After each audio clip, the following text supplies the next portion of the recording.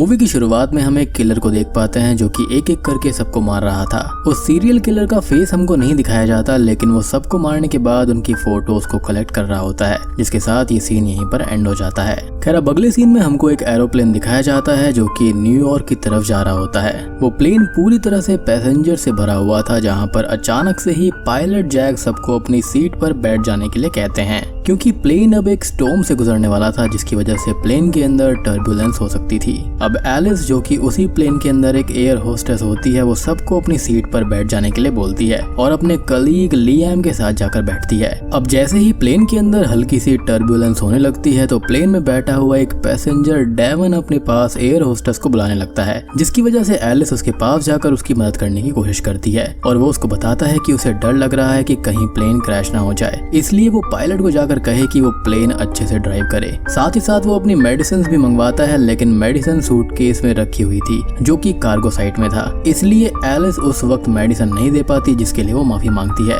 अब कुछ समय के बाद में हम फिर से डेवन को देखते हैं, जिसे एरोप्लेन की विंडो के बाहर एक स्पिरिट दिखाई देती है जो कि उसी की तरफ देख रही थी। वो स्पिरिट उसको हॉन्ट करती है, जिससे डर कर वो अपनी जगह से नीचे गिर जाता है और सभी लोग उसको संभालने की कोशिश करते हैं। डेवन किसी तरह से अब खुद को संभालता है और वो वॉशरूम में जाकर नॉर्मल होने की कोशिश करता है, लेकिन वहाँ पर भी उससे फिर से वही स्पिरिट दिखाई देती है, जिससे डर कर डेवन और भी ज्यादा पैनिक हो जाता है। खैर अब उस प्लेन के अंदर ऑस्टिन नाम का एक मार्शल ऑफिसर भी था, जिसे ऐसी सिचुएशन हैंडल करने का आइडिया था, इसलिए वो एलिस से एंजाइटी और पैनिक रोकने वाले कुछ मेडिसिन मंगवाता है और उन्हें डेवन को खिलाकर उसको शांत करता है। अब एरोप्लेन के अंदर डेवन की कंडीशन देखकर सभी डर गए थे, इसलिए वो ऑफिसर एलिस को कहकर सभी को एरोप्लेन के बैक साइड वाले हिस्से में बैठाने के लिए कह देता है। तभी पायलट जैक लियाम को कॉल करके सारे पैसेंजर्स का ख्याल रखने के लिए कहता है, क्योंकि उसका पूरा फोकस प्लेन को संभालने पर था और जरा सा भी डिस्ट्रैक्शन सबके लिए खतरनाक हो सकता था। दूसरी तरफ चीजें नॉर्मल होने पर एलिस सबको जूस और पानी सर्व करने लगती है, जहाँ पर एक लेडी एलिस से खाने के लिए कुछ मांगती है, लेकिन यहाँ पर उस वक्त वो उसको नहीं दे पाती, क्योंकि प्रोटोकॉल के अकॉर्डिंग वो स्टॉर्म खत्म होने से पहले उसे खाने के लिए कुछ भी नहीं दे सकती थी, इसलिए वो उसको प्री प्रिपेयर्ड सैलड दे देती है जो कि उस लेडी के लिए इनफ था। अब वो लेडी उस सैलड को खा लेती है, लेकिन अगले ही सेकंड उसे वॉमिट हो जाती है, क्योंकि वो पूरा सैलड पूरी तरह से सड़ चुका था और उसके अंदर कीड़े लग गए थे। उस लेडी के बाजू में अब एक थर्ड नाम का आर्मी ऑफिसर था जो कि लेडी को संभालता है और एलिस उसकी हेल्प करती है। दूसरी तरफ लियाम बाकी सैलड के बॉक्सेस को चेक करने जाता है, जहाँ पर वो ये देखता है कि सभी बॉक्सेस के सैलड सड़ चुके थे और सबके अंदर कीड़े लगे हुए थे, जिसके बाद में वो उनको फेंक देता है, जो कि काफी अजीब बात थी क्योंकि ये काफी ज्यादा फ्रेश सैलड था। खैर अब लियाम रायन को कॉल करने लगता है, जो कि उसी प्लेन का एक को पायलट होता है और इस कंडीशन के बारे में उसको बताता है, जिस पर रायन उसको ये कहता है कि वो सबको वहाँ पर शांत रखने की कोशिश करे, क्योंकि उनका भी सिग्नल मेन हेडक्वार्टर से बार बार टूट रहा है और अब वो लोग लैंडिंग के बाद ही कुछ कर सकते हैं। अब लियाम एलिस को कहने लगता है कि इससे बुरा क्या होगा कि तभी प्लेन की इलेक्ट्रिसिटी भी चली जाती है, जिसकी वजह से प्लेन का इंजन सडनली ही बंद हो जाता है और प्लेन क्रैश होने लगता है। अब सभी लोग इस वक्त पैनिक करने लगते हैं, लेकिन समहाउ जैक और रायन मिलकर किसी तरह से प्लेन का सेकेंडरी इंजन स्टार्ट कर देते हैं, जिस वजह से प्लेन रिस्टार्ट हो जाता है। अब इस हादसे से सभी लोग बहुत ही ज्यादा डर गए थे, जिसके अंदर एक लेडी इस हादसे की वजह से अनकॉन्शियस होने लगती है और वो वॉशरूम की तरफ जाने लगती है। अब तभी हम जैरेड नाम के एक लड़के को देख पाते हैं जो कि एरोप्लेन से बाहर बादलों को देख रहा था और सडनली लाइटनिंग स्ट्राइक होती है, जिसके बीच उसे एक स्पिरिट दिखती है, जिससे डर कर जैरेड विंडो को कवर कर लेता है। अब रायन यहाँ पर हेडक्वार्टर से कम्युनिकेट करने की कोशिश करता है, लेकिन बीच में ही इलेक्ट्रिसिटी कट के बाद में उनका कम्युनिकेशन पूरी तरह से टूट गया था। दूसरी तरफ हम उस लेडी को देखते हैं जो कि बाथरूम में गई थी और उसके साथ भी चीजें अजीब होने लगती हैं, काफी एबनॉर्मल थी। उस लेडी की नाक से सडनली खून आने लगता है, लेकिन जैसे ही वो उसको क्लीन करती है तो उसके गले के अराउंड कट्स आने लगते हैं। तभी वो लेडी वॉशरूम से बाहर आने की कोशिश करती है, लेकिन डोर ऑटोमेटिकली लॉक हो चुका था, जिसकी वजह से एलिस बाहर से डोर को खोलने की कोशिश करती है। अब उस लेडी को वॉशरूम के अंदर एक बच्चे की रोने की आवाज सुनाई देती है, जिसके बाद उसको विजन आता है कि वो कार्गो रूम में है और फिर उस लेडी को मिरर के अंदर एक प्रेग्नेंट लेडी की स्पिरिट दिखती है, जिसके हाथों में एक जला हुआ बच्चा था और वो स्पिरिट उस लेडी से कहती है कि इस प्लेन के अंदर एक सीरियल किलर है, जिससे डर कर वो लेडी जोरों से चिल्लाने लगती है। अब तब तक ऑस्टिन वहाँ पर एक रेंच लेकर आता है और उस डोर को खोल देता है, जिसके बाद उस लेडी को शांत करवाया जाता है, लेकिन उसको देखकर बाकी पैसेंजर्स काफी डर गए थे। खैर उस प्लेन के अंदर ब्रैंडन और डैनिका नाम के एक कपल भी होते हैं जो कि ट्रैवल कर रहे थे, न्यूयॉर्क जा रहे थे, लेकिन उस लेडी को देखकर डैनिका बहुत डर जाती है और वो ब्रैंडन से अजीब अजीब सवाल करने लगती है। ब्रैंडन को समझ में नहीं आ रहा था कि वो उसको कैसे शांत करवाए, इसलिए वो वो उसको गाने सुनने के लिए कहता है और हम एज अ व्यूअर ब्रैंडन के बैक मिरर पे मर्डर लिखा हुआ देख पाते हैं। अब जैसे ही डैनिका गाने सुनने लगती है तो उसके अंदर उसको स्पिरिट्स की आवाज बहुत तेजी से सुनाई देने लगती है, जिसके चलते उसके कानों में दर्द होने लगता है और वो अपने एयरपॉड्स को निकाल कर फेंक देती है, जहाँ पर उसको पता चलता है कि उसके कान से ब्लीडिंग होना शुरू हो गई थी, लेकिन फिर भी वो शांत रहने की कोशिश करती है। दूसरी तरफ हम एलिस को देखते हैं जो कि जैक के पास आकर पैसेंजर्स को थोड़ा कंट्रोल करने के लिए रिक्वेस्ट करती है ताकि पैसेंजर शांत हो जाएं, लेकिन जैक ऑलरेडी बहुत ही ज्यादा टेंशन में होता है, इसलिए वो एलिस को गुस्से में चिल्ला देता है, जिससे एलिस रोने लगती है। अब जैक एलिस से माफी मांगता है और उसे अपनी कंडीशन के बारे में बताता है कि कितनी मुश्किल से रायन और वो मिलकर इस प्लेन को संभाल रहे हैं, इसलिए वो उसकी हेल्प नहीं कर सकते।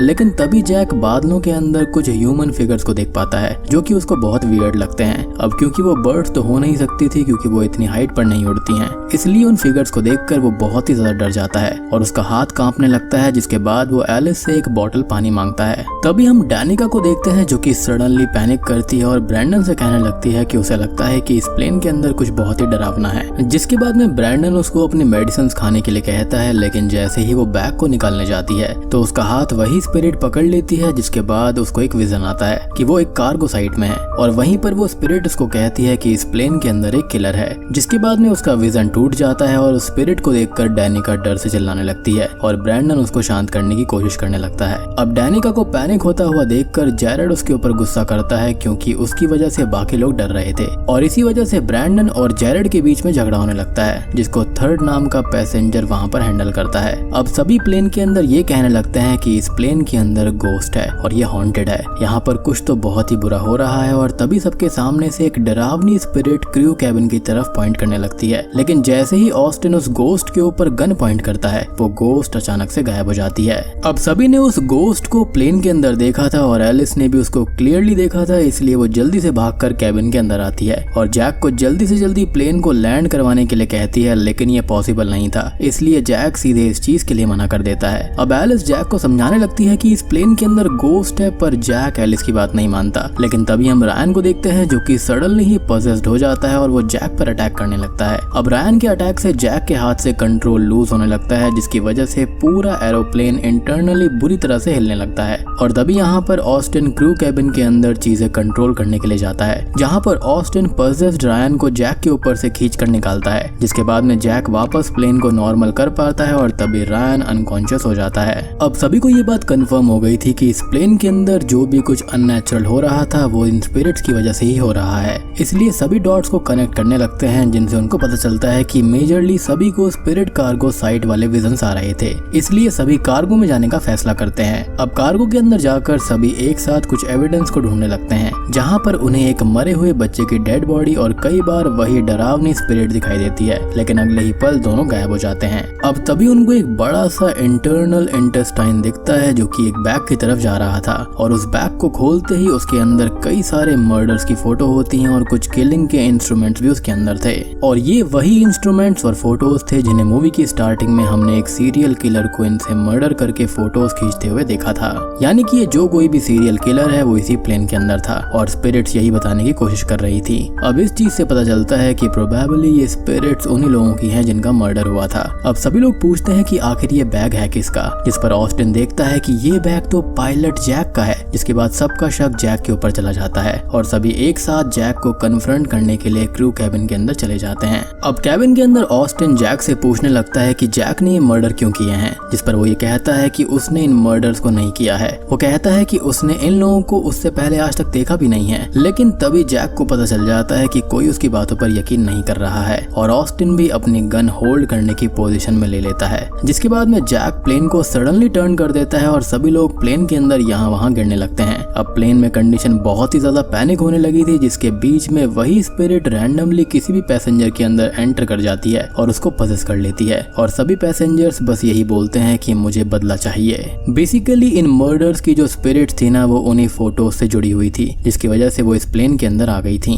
अब इसी दौरान वो स्पिरिट डैनिका के शरीर में भी आ जाती है, जहाँ पर वो जैक के ऊपर अटैक करके उसको मारने की कोशिश करती है, लेकिन ऑस्टिन उसे पीछे खींच लेता है और जैक के हाथों को बांध देता है। अब ऑस्टिन जैक से गन पॉइंट पर पूछने लगता है कि वो सब किलिंग्स उसने क्यों करी हैं और जो भी सच है वो उनको जल्दी से बता दे, लेकिन जैक इन सब का यही जवाब देता है कि उसने ऐसा कुछ भी नहीं किया। और दूसरी तरफ रायन प्लेन को उड़ा रहा होता है और तभी जैक अपने आप को आजाद कर लेता है और ऑस्टिन उसके ऊपर गन पॉइंट कर देता है। अब यहाँ पर ऐसा लग रहा था कि ऑस्टिन जैक को शूट कर देगा, पर तभी सबके बीच से वो स्पिरिट जैक के पास जाने लगती है, जिसके बाद जैक को अपने चारों तरफ वही लोगों की स्पिरिट्स दिखने लगती हैं जिनका उसने मर्डर किया था, यानी कि वो वाकई में मर्डरर था। और स्टार्टिंग में जो सीरियल किलर था वो कोई और नहीं बल्कि पायलट जैक होता है। और तभी वो सबसे माफी मांगकर उसको छोड़ देने के लिए कहता है, यानी कि उन स्पिरिट से वो माफी मांग रहा था, लेकिन इसका कोई भी फायदा नहीं होता और वो स्पिरिट जैक के हाथ में आई गन से उसे ही शूट करवा देती है, जिसके बाद जैक की वहीं पर मौत हो जाती है। अब जैक तो मारा गया था, लेकिन रायन का हेडक्वार्टर से कम्युनिकेशन नहीं हो पा रहा था, इसलिए सबको ये लगता है कि प्लेन क्रैश हो जाएगा और सब डर कर अपनी सीट पर क्लोजली बैठ जाते हैं। लेकिन रायन बहुत अच्छे से प्लेन को हैंडल करता है और लैंडिंग से जस्ट पहले प्लेन को स्टेबल करने की कोशिश करता है। अब इससे परफेक्ट लैंडिंग तो नहीं होती, लेकिन हल्का सा प्लेन क्रैश होने के बाद में प्लेन बिना ब्लास्ट हुए ग्राउंड पर आ जाता है और सभी बच जाते हैं, जिसके बाद में सभी पैसेंजर्स खुश हो जाते हैं और यहाँ पर वो मर्डरर जैक मारा जाता है। इसी के साथ में मूवी यहीं पर खत्म हो जाती है। तो वीडियो पसंद आई हो तो लाइक कर देना, चैनल पर नए हैं तो सब्सक्राइब कर लीजिए।